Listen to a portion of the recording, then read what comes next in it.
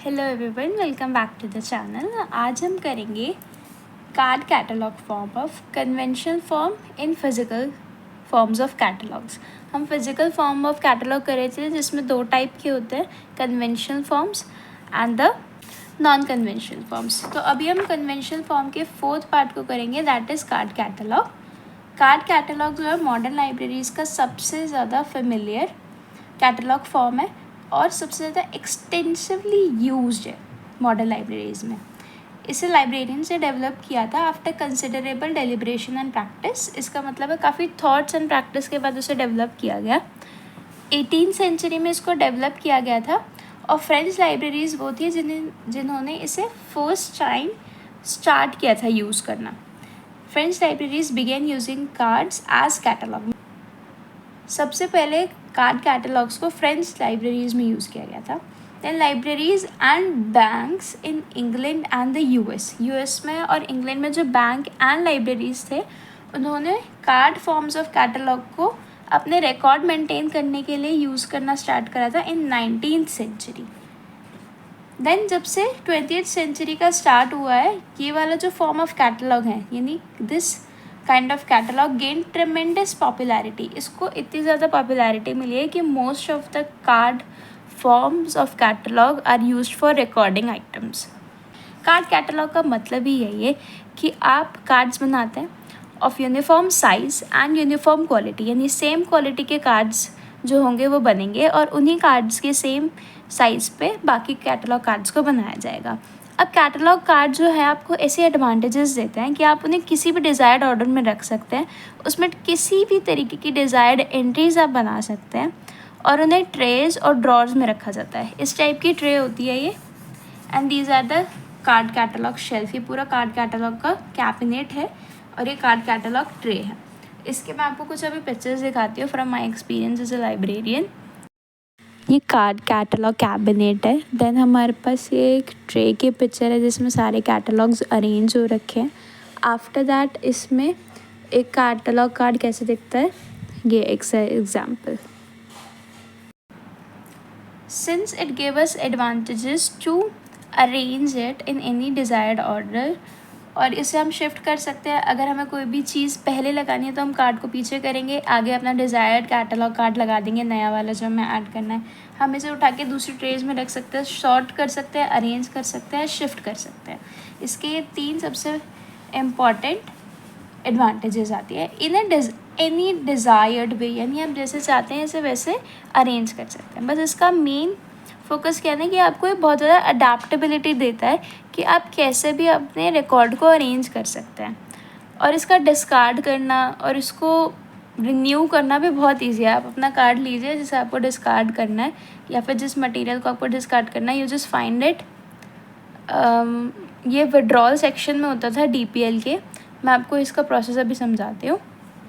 पहले हम क्या करते थे, जो विड्रॉल लिस्ट होती थी हमारी, जो हमें बुक्स को विड्रॉ करना है या रीड आउट करना है, हम उन लिस्ट्स को लेकर आते थे। फिर उसके कैटलॉग नंबर, जो एक सेशन नंबर है, उससे हम कैटलॉग कार्ड को फाइंड करते थे।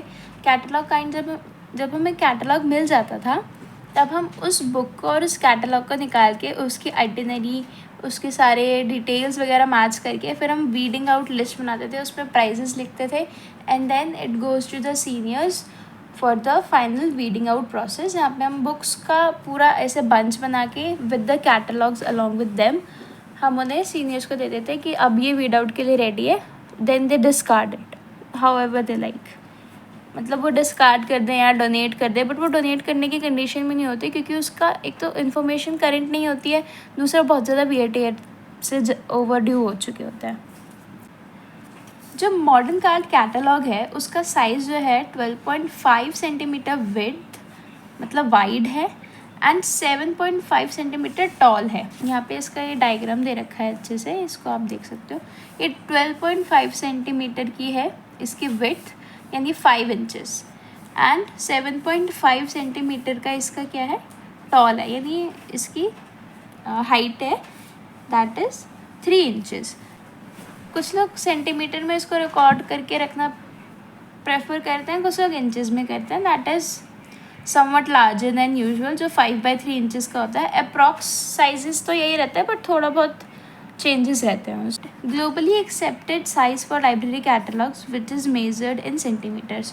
तो अगर आपसे स्टैंडर्ड पूछा जाए कभी कि कार्ड कैटलॉग का स्टैंडर्ड किस में हम करते हैं, तो वो 12.5 centimetre wide and 7.5 centimetre toll है, और ये सेंटीमीटर में ही काउंट करेंगे, हम इंचेस में काउंट नहीं करते। अब कार्ड के अंदर क्या होता है, एक हम लोग ना पंच करते हैं होल। यहाँ पे ये आपने होल देख रहे होगे ना, ये होल पंच किया जाता है जो 1/2 सेंटीमीटर अबव होता है, मिडल में, कार्ड के मिडल में 1/2 सेंटीमीटर अबव होता है। ये जो आप कैटलॉग कार्ड ट्रे देख रहे हो ना, इसमें एक रॉड होती है, इसे पूरा अच्छे से डाइसेक्ट करके समझते हैं क्या होता है। ये आपकी एक स्लाइडर है, जैसे हमारे पास स्लाइडिंग डोर्स होते हैं, उसे आपने ओपन किया, अब उसके अंदर ना कार्ड कैटलॉग ऐसे नहीं रखे होते, ऐसे ऐसे रख दिए, ये ना पीछे गिर जाता है, क्योंकि इनका साइज़ तो छोटा होता है, तो ये पीछे लेट जाते हैं और फिर हमें ना फाइंड करने में दिक्कत होती है। तो इसमें एक स्टॉपर टाइप की चीज़ होती है पीछे, जिससे ना सारे कार्ड आगे की तरफ पुश्ड रहते हैं। देन इधर ये एक रॉड होती है, सिंपल रॉड, इसके अंदर ना इन कार्ड्स को ऐसे फंसाया जाता है अंदर की तरफ यूँ, ताकि कोई भी इन्हें अनऑथराइजली ऐसे निकाल ना सके। अगर कोई निकालेगा तो टीयरिंग हो जाएगी और हमें पता चल जाएगा। दैट आर लाइब्रेरियंस रूल कि हमें यहाँ पे एक पंच होल करना और इसे स्लाइडिंग रॉड, जो छोटी वाली रॉड होती है, उसमें हम इसे फंसा सकते हैं। अब एक स्लाइडिंग रॉड ये जो दे रखी है ना, ये सिर्फ इसलिए ताकि आप कैटलॉग के कैबिनेट को ओपन कर सको। The card is placed in a card cabinet drawer and has a hole punched approximately 1/2 centimeter from the bottom for a locking rod. जिस रॉड में हम इसे फंसाते हैं उसे लॉकिंग रॉड कहते हैं। This rod stops unauthorized people from taking a card out. The hole extends approximately 1 centimeter upward. ये जो पूरा होल होता है ना, ये 1 सेंटीमीटर का होता है, इसे इसकी जो हाइट है ये। बट द राइटिंग एरिया, अब जो राइटिंग एरिया है, the writing area is 6/12 and 1/2 centimetre above the hole. इसमें क्या करते हैं, जैसे ये होल आ गया ना, आपका कैटलॉग कार्ड है ये, इसमें होल के 1/2 सेंटीमीटर अबव, और ये वाला जो पोर्शन है इसमें हम राइटिंग करते हैं। This is your writing area. अब कार्ड का एक फ्रंट होता है, वो बैक होता है। ये सारी चीज़ें जो हम कार्ड में एंट्रीज कैसे बनाते हैं, कौन सी एडिट एंट्री है, कौन सी हमारी मेन एंट्री है, ये सब हम प्रैक्टिकल वाली प्लेलिस्ट में पढ़ेंगे। अभी सिर्फ हम इसमें थ्योरी पार्ट कर रहे हैं। So let's get to the advantages and disadvantages. Advantages of card catalog: it has universal applicability and standard. पूरे वर्ल्ड में इसे अप्लाई किया जा चुका और ये स्टैंडर्ड माना जा चुका है, तो ये यूनिवर्सल हो चुका है, यानी इसे स्टैंडर्ड मान चुके हैं। मोस्ट ऑफ द टाइम हम कार्ड कैटलॉग से ही मोस्टली कैटलॉग को रन कर रहे हैं अब लाइब्रेरीज़ के। In addition to having a nice appearance, ये देखने में बहुत अच्छा लगता है, इसकी एस्थेटिक अपील या आप जो कहना चाहें, it has a nice appearance. The card catalog is also simpler to browse because most of the entry headers and other components are in a permanent position. क्या होता है, इसे लिखने का एक स्टैंडर्ड वे है, जैसे AEC-R2 में हम लिखते हैं, CCC में हम लिखते हैं। तो जब आप कार्ड को ऐसे फंसाते हैं ना, इसमें ना एक ऐसे ऊपर की तरफ एरिया भी होता है टू ब्राउज ईजली। वो डिपेंड करता है आपकी लाइब्रेरी में हो या ना हो। बट अब क्या करते हैं, इस कार्ड को ना ब्राउज़ करना बहुत आसान होता है। जब आप जैसे बुक के पेजेस हैं, let's say it is like this, ये कार्ड्स ना ऐसे रखे होते हैं, तो आप ना ऐसे करके इन्हें देख सकते हो। उसकी ना हेडिंग यहीं सामने लिखी होती है बिल्कुल, तो आपको ब्राउज़ करने में ईजी होता है, और एक्सेशन नंबर भी आपको यहीं पे मिल जाता है और यहाँ पे हेडिंग मिल जाती है। तो it is easy to browse, simpler to browse. And इसके कॉम्पोनेंट्स क्योंकि हमेशा परमानेंट पोजिशन में रहते हैं, जैसे हेडिंग है तो वो टॉप ऑफ द कार्ड ही रहेगी। That's why it is simpler to browse. New entries can be added at any moment to keep the catalog current and active. हम कभी भी न्यू एंट्रीज़ को ऐड कर सकते हैं कार्ड फॉर्म ऑफ कैटलॉग में, क्योंकि हमें जैसे अगर लास्ट में लगाना है तो हम लास्ट में भी कार्ड को लगा सकते हैं, अगर मिडल में कहीं पे लगाना है तो हम उधर भी कार्ड को अरेंज कर सकते हैं। उसकी ओवरऑल जो है अरेंजमेंट में कोई ज़्यादा चेंज नहीं आएगा। That's why it is very adaptable. और इससे क्या रहता है, हमारा कैटलॉग करेंट रहता है। करेंट का मतलब अपडेटेड रहता है एंड एक्टिव रहता है। The catalogue card is single self contained flexible unit and is capable of manipulation.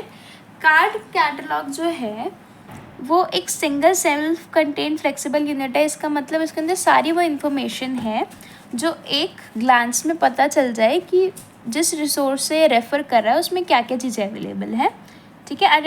And is capable of manipulation, मतलब उसमें हम ऑल्टरेशंस और कार्ड में चेंजेस कर सकते हैं। Fifth is new entries can be added at any moment to keep the catalogue current and active. ये अभी हमने थर्ड पॉइंट में पढ़ा है। A single card with any necessary expansion serves as a representation of a single book and it remains in the place until the book is lost or discarded. अब ये क्या है, एक सिंगल कार्ड जो है वो आपका उसी जगह पर रहता है जिस ट्रे में वो है जब तक उस बुक को हमें डिस्कार्ड ना करना हो या वो लॉस्ट ना हो गई हो, यानी या वो कहीं खो गई हो। The card can be altered and replaced with new cards. हम कार्ड को ऑल्टर कर सकते हैं, यानी उसको अगर वो पुराना हो गया है तो हम उसको न्यू बना के दोबारा ऐड कर सकते हैं। अगर कार्ड में कुछ ऐसी अननेसेसरी चीज़ें हैं या ऐसी इंफॉर्मेशन है जो आउटडेटेड हो गई है तो हम उसमें न्यू चेंजेस ऐड करके उसे दोबारा लगा सकते हैं। Card catalogue to adapt to changes in phrases used as headers. Headers में हम क्या करते हैं, न्यू फ्रेजेस ऐड कर देते हैं, जैसे see this, see and see also वाला जो पोर्शन होता है ना वो इन चीज़ों में कवर होता है। ये हम प्रैक्टिकल पार्ट में करेंगे। वो हेडर्स हम लगा देते हैं सी एंड सी ऑल्सो के, तब हम क्या करते हैं एक कार्ड से दूसरे कार्ड की तरफ रेफर कर पाते हैं। Sixth is the card is being a movable unit, like entries can be filed together. अब ये कार्ड जो है ये मूवेबल यूनिट होता है, आप इधर से उठा के यहाँ पे लगा सकते हैं इस वाली ट्रे में, या फिर इसे रिमूव करके कहीं और यूज़ कर सकते हैं। Like entries can B file together, उन सारी एंट्रीज को आप साथ में रख सकते हैं और फाइल कर सकते हैं। Seventh is called may be use for any kind of catalogue, author, dictionary और क्लासिफाइड। जो कार्ड कैटलॉग्स हैं वो आप किसी भी टाइप के कैटलॉग के लिए यूज़ कर सकते हैं, या चाहे वो ऑथर कैटलॉग हुआ, डिक्शनरी कैटलॉग हुआ या फिर क्लासिफाइड कैटलॉग हुआ। ओके, नाउ अब हम इसके डिसएडवांटेजेस की तरफ मूव करेंगे। The card catalogue is not transportable and can be consulted at one place only. इसको हम ट्रांसपोर्ट नहीं कर सकते, यानी ये पोर्टेबल नहीं है कहीं। आप लाइब्रेरी के अंदर तो इसे मूव कर सकते हो बट इसे बाहर ले जाना पॉसिबल नहीं है, बिकॉज ये जो पूरा कैबिनेट है इसे आपको कहीं ले जाना पड़ेगा which is very heavy and it is a labours task. इसे हम एक जगह पर ही कंसल्ट कर सकते हैं, यानी आप आएंगे लाइब्रेरी के कैटलॉग कैबिनेट वाले एरिया में और वहाँ पे कंसल्ट करेंगे आपको कौन सा कैटलॉग चाहिए and then you will go. Compared to the other catalogs, this one takes up more space. इससे पहले हमने जो sheath and book form of catalogue पढ़े थे वो क्या होता है, फाइल टुगेदर हो जाता है और एक बुक की फॉर्म में हम उन्हें रख देते हैं, बट कार्ड कैटलॉग जो है बहुत ज़्यादा स्पेस लेता है। द रीडर में भी आप देख सकते हो कैबिनेट कितना बड़ा है, इस वजह से ज़्यादा स्पेस लेता है। The reader may occasionally remove the cards from the catalogue tray which will make it difficult to trace the book. अब जैसे मान लीजिए कोई रीडर आया, उसने कैटलॉग को कंसल्ट किया तो उसने क्या किया, कार्ड वहाँ से निकाल लिया बट उसने वापस उधर प्लेस नहीं किया, तो हम उस बुक का कैटलॉग ढूंढने में हमें बहुत ज़्यादा परेशानी हो गई and difficult to trace the book. अब बाद में उस बुक का मिलना without the catalogue is a bit difficult. If a reader consults a catalog tray while another reader needs it, the other reader must wait until the first reader is thorough with his task. एक बार में सिर्फ एक reader ही जाकर card catalogue cabinet को consult कर सकता है, वरना वहाँ पे बहुत सारे लोग अगर एक बार में जाएंगे तो कार्ड्स की मिक्सिंग बहुत कॉमन एक प्रॉब्लम अराइज होती है और missing of catalogue cards is seen, क्योंकि अगर इधर उधर हो गए हमारे कार्ड्स तो उन्हें ढूंढना और उसे वापस ट्रेस करना उस बुक तक इज़ अ टीडियस टास्क।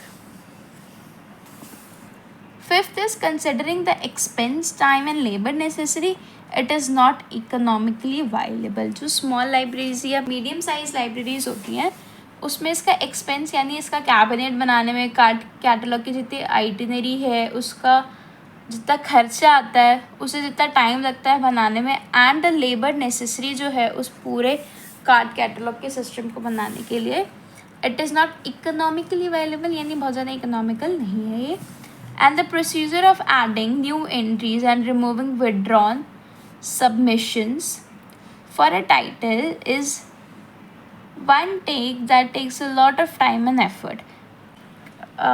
एक इशू और अराइज होता है जब आपको न्यू कार्ड एंट्रीज इसमें एंटर करनी है और रिमूव करनी है, विड्रॉ करनी है, तो क्या होता है ना, आपको विड्रॉल के टाइम पे सारे कार्ड्स को सर्च करना पड़ता है for finding that one particular card जिसकी बुक को हमें विड्रॉ करना है. So it is a thing that takes a lot of effort and time to find it.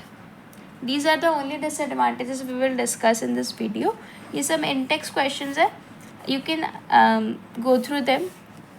I'll pause the video.